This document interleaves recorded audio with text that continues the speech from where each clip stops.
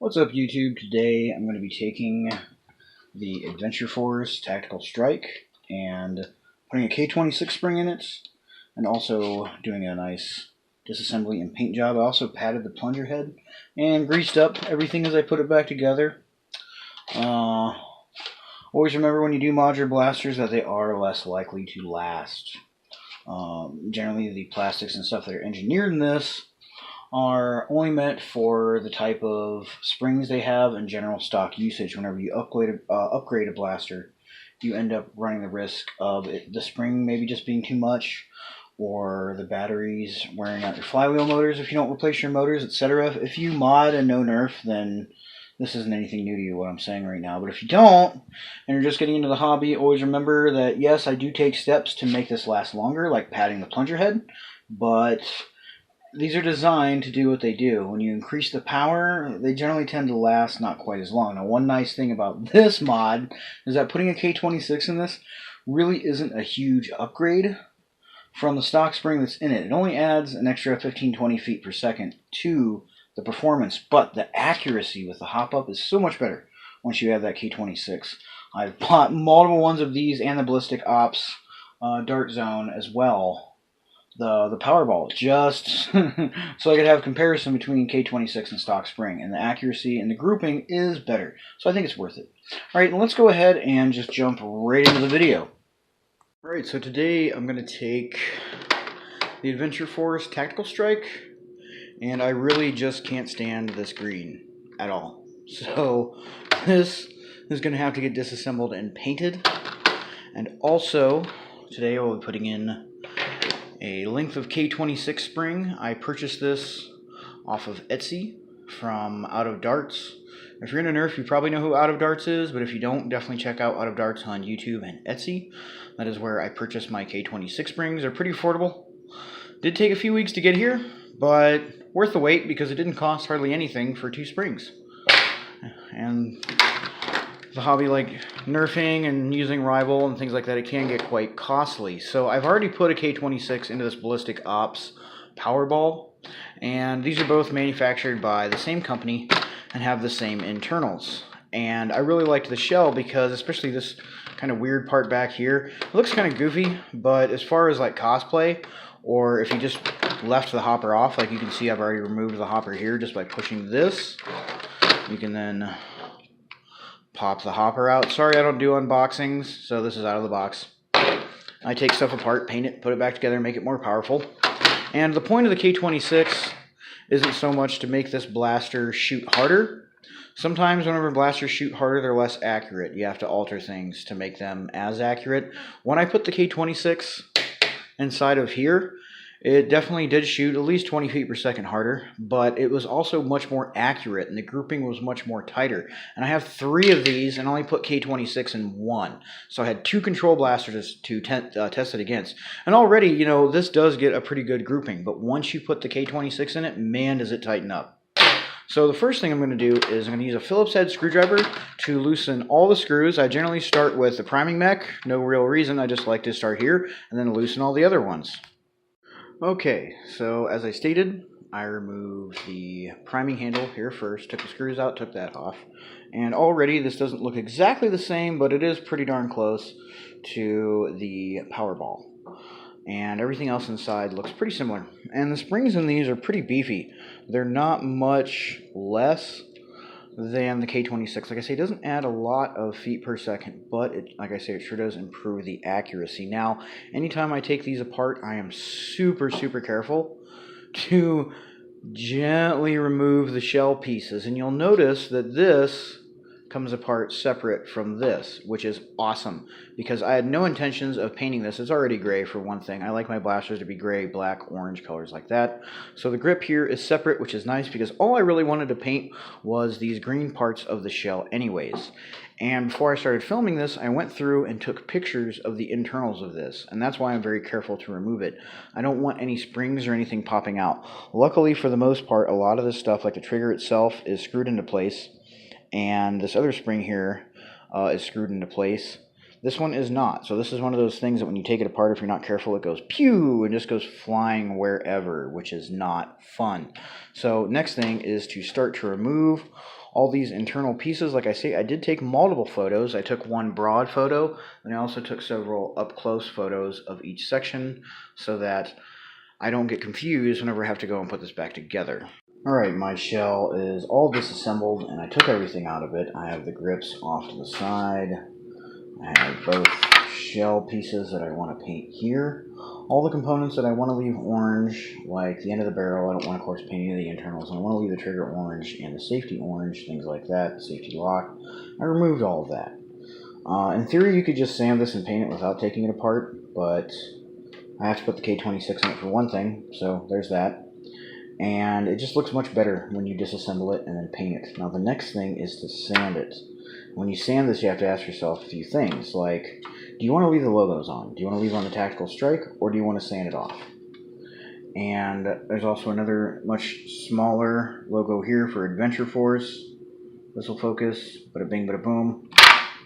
Whether or not you want to leave those. I'm probably going to sand that smooth, and I'm probably going to take my Dremel and remove this, but I might just leave the Tactical Strike. I don't know. I am going to sand this, though. But this whole entire piece, I'm going to sand by hand. And I recommend you use at least 600 grit sandpaper. 300 works just fine, 320, something like that. If you want to use a rough grit, you can, but it is going to leave a lot of scratches. And the point of sanding it is to rough up the shell. That way, your Duplicolor vinyl and fabric specialty coating will do an excellent job of bonding to this as a primer. Now I'm actually going to leave mine this charcoal colored gray. I'm not probably going to do too much. I'm going to do detail paintings and some things like that. But for the most part, this is going to be left charcoal gray totally. So if you want to paint it a different color with spray paint, the vinyl dye primer is excellent for doing things like that.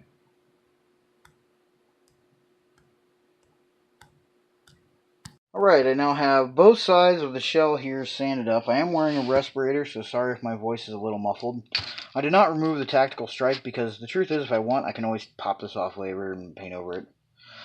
And then put it back on if I want, because it does come out from the inside. And I've got everything sanded. I did sand off the Adventure Force logo and the safety warnings that say things like don't aim at eyes or face. The reality is, even if you're not aiming at somebody's eyes or face with a Nerf blaster, the dart or ball may go off course and hit them anyways. I have vinyl and fabric specialty coating. This is a charcoal gray. At my local AutoZone is where I picked this up, and they have charcoal gray and matte gray, also matte, black and gloss and matte. I haven't really used the gloss. I've read that it doesn't work as well, but I haven't actually been able to test that out myself. And now I'm just going to go ahead and begin to coat these both down. And you'll notice that I do have them on a piece of poster board here. Not only to protect the surface area, but so that I can also rotate this as I'm spraying it. Because there's a lot of molding and nooks and crannies in the shell, and it took me about an hour total to hand sand this, only because I was very specific to get into all of those nooks and crannies. I really wanted this vinyl dye primer to stick really well, so I was very patient and particular about how I sanded this, because I really wanted this stuff to stick and get in there as good as possible. And having this poster board here means that I can quite easily rotate this and spray the whole thing down.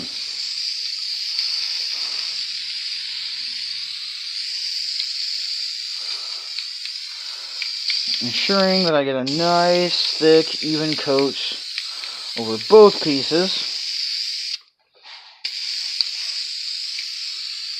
Especially down in here where your priming mech is. The truth is, you know, using the blaster, priming it, you're going to scrape this off.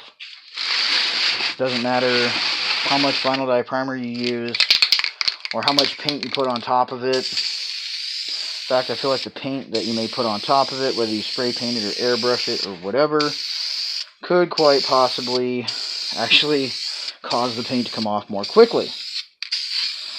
is why a lot of times I'll just pick a color like this charcoal gray that I happen to like very much, and I will just go with that. And the nice thing too about the charcoal gray or any of these primers is that once you apply them and you're happy with the way it looks, you also have the option of doing a matte clear coat, or you could do a gloss clear coat, which will then make, either one will make your particular project pop in its own way. And now, do a quick inspection here. Yeah, I think that this is looking pretty good. I'll make extra sure that I got paint on all these ends, down in here on both ends, and on all these side pieces here.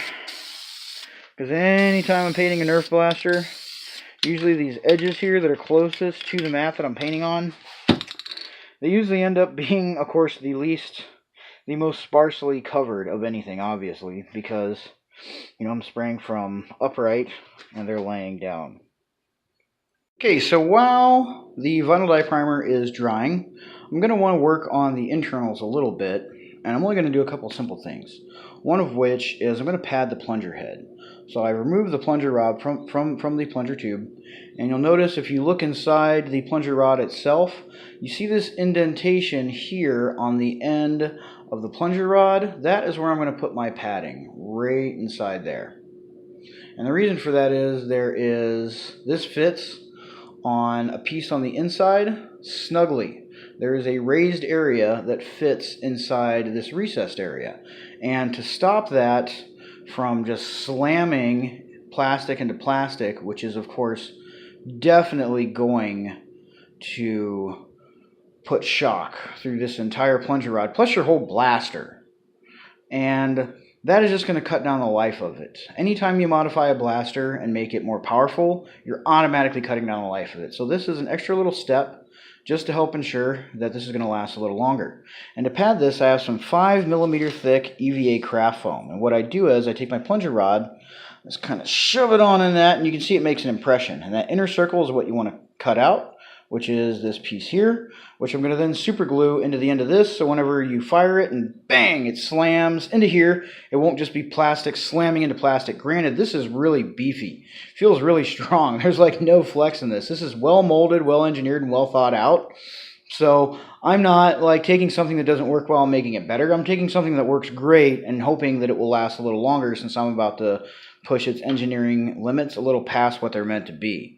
And yes, just to glue this in, I'm just going to use some regular old super glue and we'll be all set. Okay, so I have that in there. Now I want to point out, since you pad the plunger head, it's going to knock your plunger back about 5mm. And what this translates into is I am going to cut my K26 about a coil shorter. I'm not going to cut it even with this. I'm going to cut it about a coil shorter to compensate for that 5mm. There shouldn't be any spring rattle from that, but I don't want it to be super compressed or anything, or extra compressed sitting in the blaster when the blaster isn't primed. Because if it's compressed when it's not primed, it's constantly putting stress on the blaster, but also stress on the spring. These K26 are pretty beefy, and I'm not really worried about them, like this thing wearing out because there's 5mm of compression. I'm just a little bit more worried about the internals and the plastic and stuff, especially considering I live in a desert climate where it is very dry. Things like rubber and plastic have a tendency to just dry out.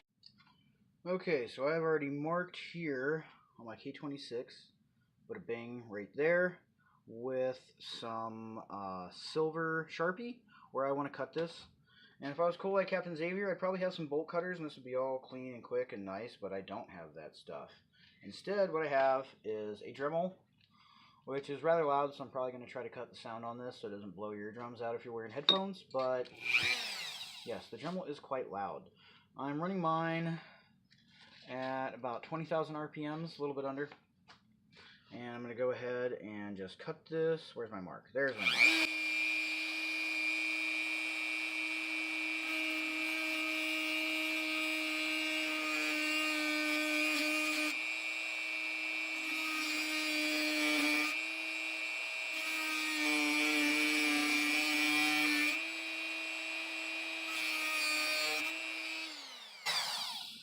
Okay, and you'll notice that the end of this is pretty pointy and jabby and stabby, and what this will do is either cut into your plunger rod or into your tube, or not your tube, but your plunger head or your rod or your catch or whatever, so you don't want that, and you're going to want to...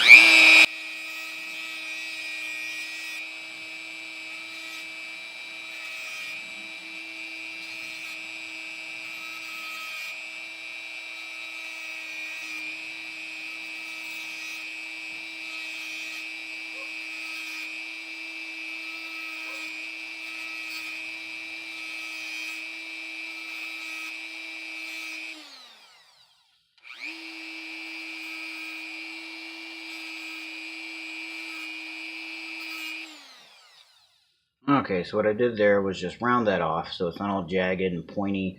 If I feel any other burrs or anything on it, I'll take some sandpaper and just go ahead and sand that off. Okay, I have inserted my K26 into here. And now this is going to go in my bucket of extra springs. This one I actually like to put in either the Busby Tactical Strike, I believe it's called. It's the blue one with that weird screw-on orange barrel. Or I also enjoy putting it in the Thermal Hunter. The Thermal Hunter, especially with this, is awesome. It works with the K26, but a lot of the times when I had a K26 in it, the darts would whirlybird really bad. Whereas when I put this in, not only was it easier to prime, it was a little bit easier to get a faster rate of fire. It was easier to get the magazines in and out of the chamber, because with the way the spring sets, for some reason, it just pushes that prime forward just a little bit.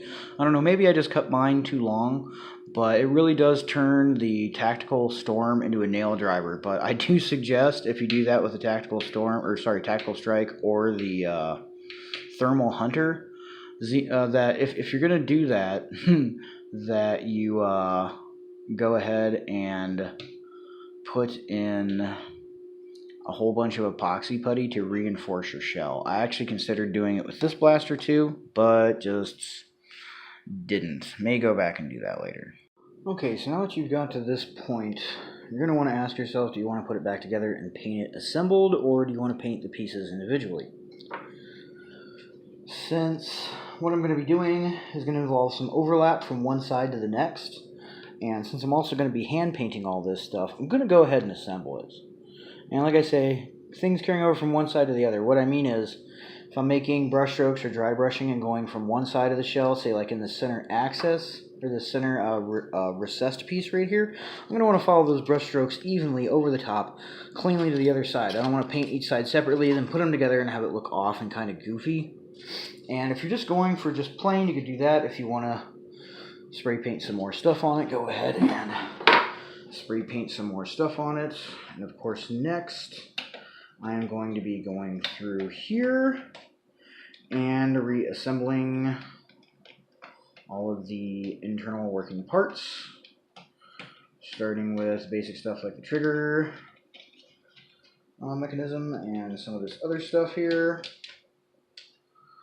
My screw, and I'm going to use my reference photo as I put all my pieces back in, checking each piece from the plunger tube to the plunger rod to whatever, just to make sure that all this stuff is going to be lining up and working just like we want to.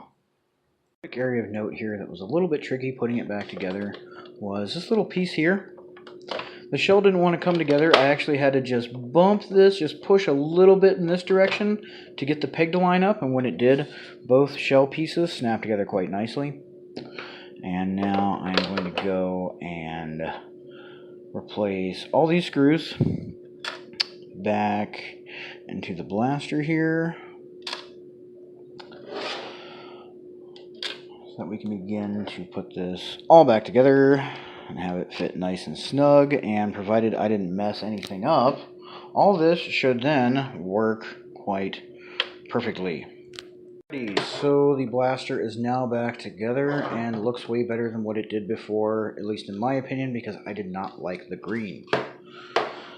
And having all the safety warnings and crap and the Adventure Force logo signed off, of course, makes this look much more like some kind of sci-fi cosplay prop, or some cool war-ready blaster, which essentially it is now that it has a K26. You're going to be hitting ranges of, I would imagine, 110 on the low end to 130.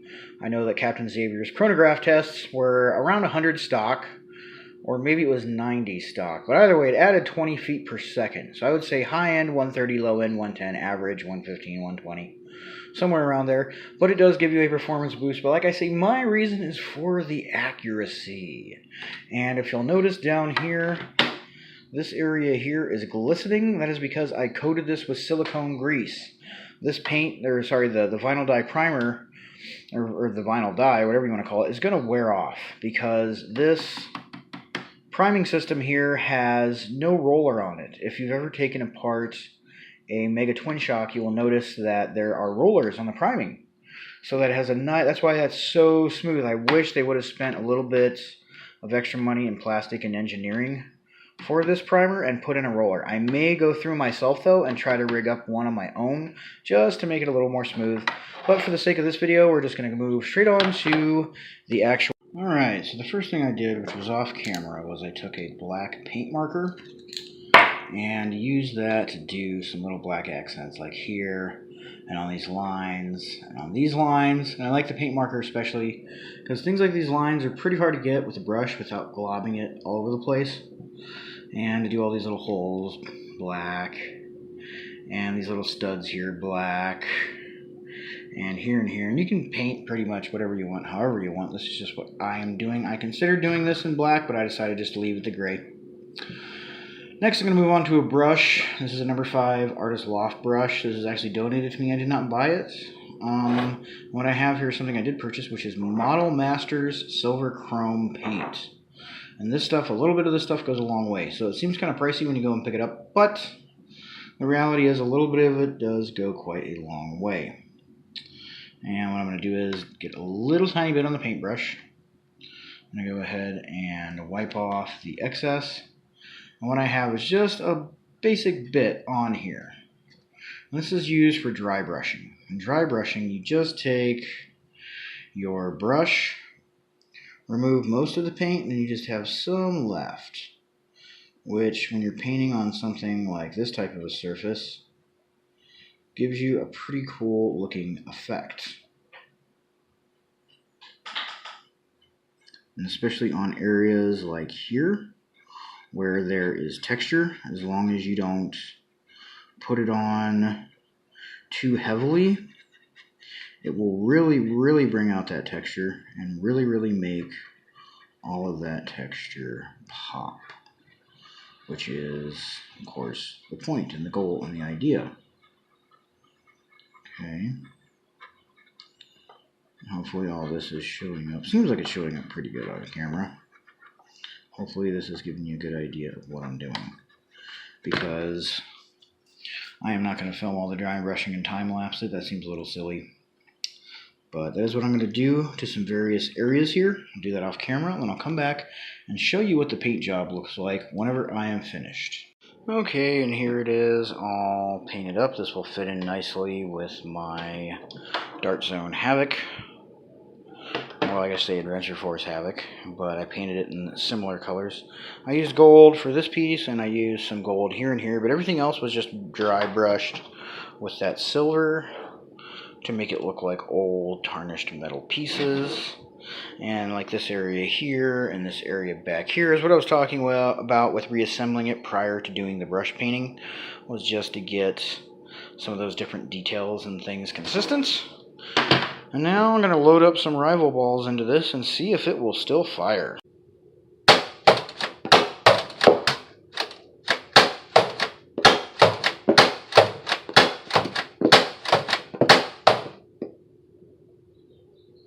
Alrighty, so that is pretty much it for that. I'm pretty stoked with how this came out.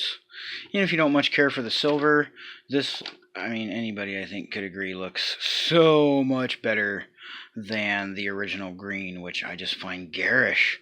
Of all the colors of green, the green color they picked for this and some of their other blasters, I just can't stand. But yeah, hopefully you guys enjoyed this video, gave you some ideas to mod some blasters of your own and do some of your own customizations. And as always, thank you guys for watching, and have a great day.